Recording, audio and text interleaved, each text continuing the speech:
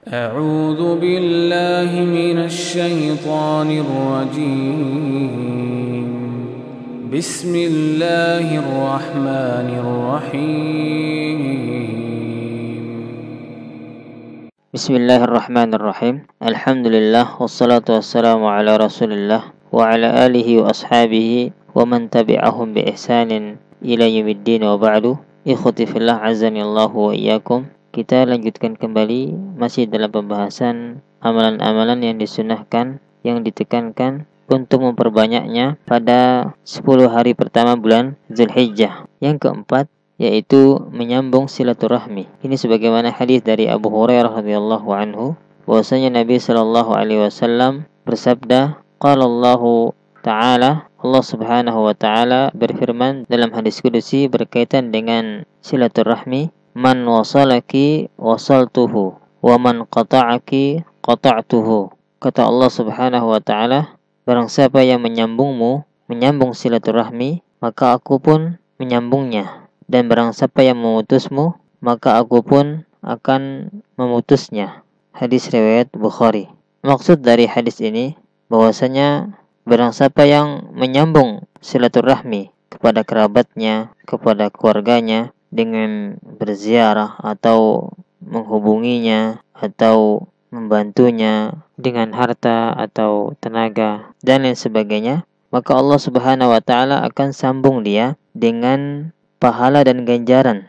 Allah sambung dia dengan kebaikan dan keutamaan dan pertolongan darinya Subhanahu wa ta'ala. Dan barang siapa yang memutuskan silaturahmi, maka seperti dia tidak menziarahi kerabatnya atau keluarganya, tidak menghubungi mereka, maka Allah Subhanahu wa ta'ala akan memutuskan baginya pahala, memutuskan baginya ganjaran yang besar, memutuskan baginya kebaikan dan lain sebagainya. Maka ini adalah ancaman yang sangat keras bagi siapa yang memutuskan silaturahmi.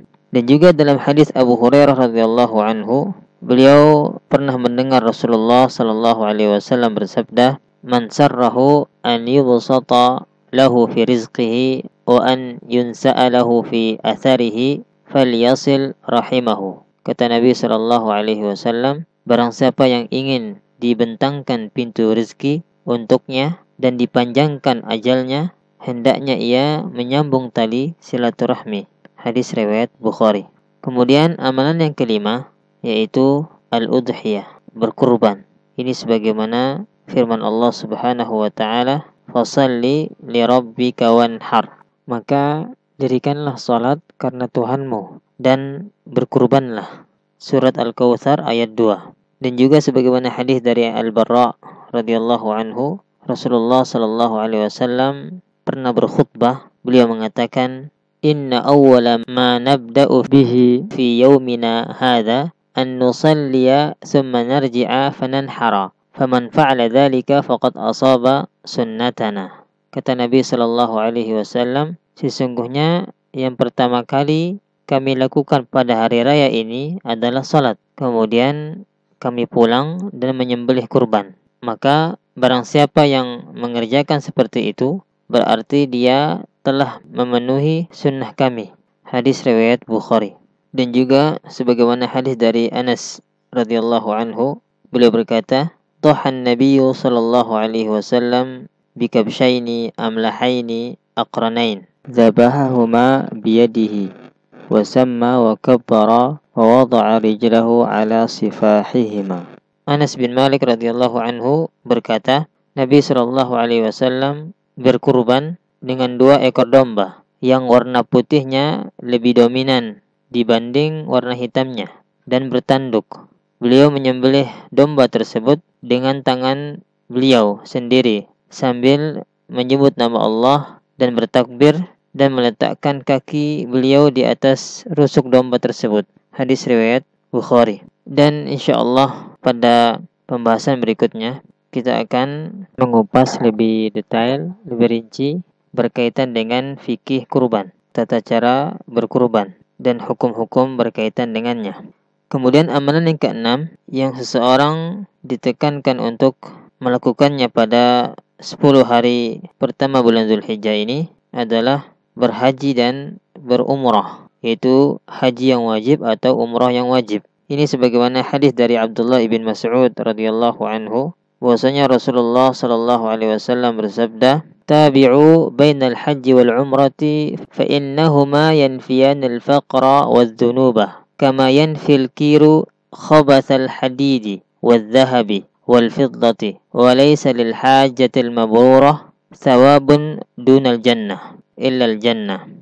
Rasulullah sallallahu alaihi wasallam bersabda, iringilah antara haji dan umrah, atau kerjakanlah haji dan umrah, sebab keduanya dapat menghilangkan kefakiran dan dosa, sebagaimana alat pandai besi menghilangkan kotoran besi, emas dan perak, dan tidak ada pahala bagi haji yang mabrur melainkan surga. Hadis riwayat Ahmad.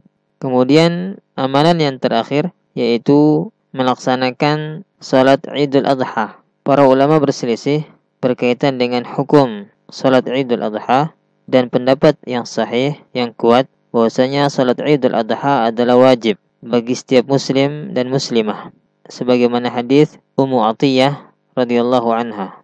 Beliau pernah berkata, "Umirna an nakhruja fa nukhrijal huyyada wal awatiqa wa dhawatil khuduri fa ammal khuyyadu fayashhadna jama'atal muslimin wa da'watahum wa ya'tazilna musallahum." Ummu Atiyah berkata, kami diperintahkan untuk keluar, maka kami keluarkan pula para wanita yang sedang haid, gadis remaja, dan wanita-wanita yang dipinggit dalam rumah. Adapun wanita haid, maka mereka dapat menyaksikan atau menghadiri jamaah kaum muslimin dan mendoakan mereka, dan hendaklah mereka menjauhi tempat salat mereka kaum laki-laki. Hadis riwayat Bukhari. Dalam hadis di atas terdapat perintah Nabi Shallallahu Alaihi Wasallam bagi para wanita haid untuk keluar menghadiri salat Id, sedangkan kewajiban salat untuk mereka tidaklah wajib. Akan tetapi pada momen ini, pada hari Idul Adha, dianjurkan untuk menghadiri tempat salat. Ini menunjukkan bahwasanya kewajiban salat Idul Adha bagi laki-laki dan wanita yang tidak haid lebih utama wajibnya. Tentu pada masa-masa ini, masa-masa pandemi, hendaklah mematuhi protokol kesehatan. Kita cukupkan sampai di sini. Wassallallahu ala nabiyyina Muhammad wa akhiru da'wana anil hamdulillahi rabbil alamin.